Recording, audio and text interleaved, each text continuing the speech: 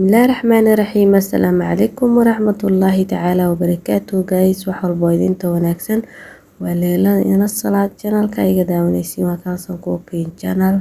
soo dhawaada gacmo furan iyo qalbi saafiya.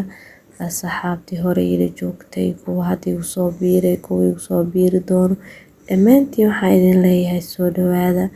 waxaa idin wadaa sheeko yar oo qiso soo dhawo marka daawasho wacan. sheekadan waxay ku saabsan tahay 3 shay oo ibni aadanka la nool dunidan ku nool.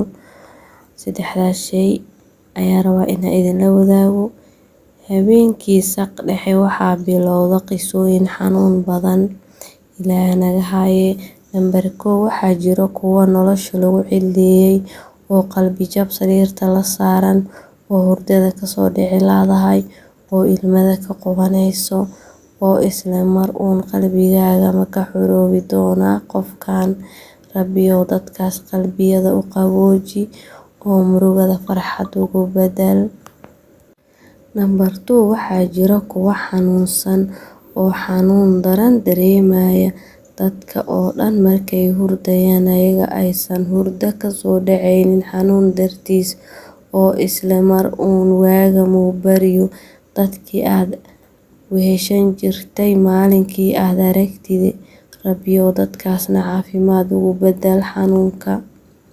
Nambar 3 waxaa jira intaas oo dhanba aanan war u haynin oo hurdo macaan badan isaga jira oo uu rabbi u gargaaray oo xanuun iyo qalbi jab iyo waxaas oo dhan aanan dareemin. dadkaasna waxaan leeyahay ilaahay ha u siyaadiyo farxadooda. marka 3daas shay aan kor ku soo xusay ayay ka kooban tahay dunidan. xanuun iyo farxad iyo murug ayay ka kooban tahay. marka ilaahay ha naga dhigo kuwii farxad iyo reen iyo caafimaad insha Allah dareemo. ilaahayna inta xanuunsan ha caafiyo. inta caafimaad qabtana Allah u siyaadiyo.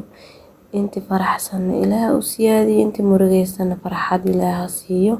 waxaa idin leeyahay haddii ay tahay markii ugu horeysa ay soo booqatid subscribe ii saar. hadda hore ila joogtana ilaa garay isi share garay. inta fiidiyoga mid lamid ku kulmeyno sidaas iyo nabadgelyo. bye bye.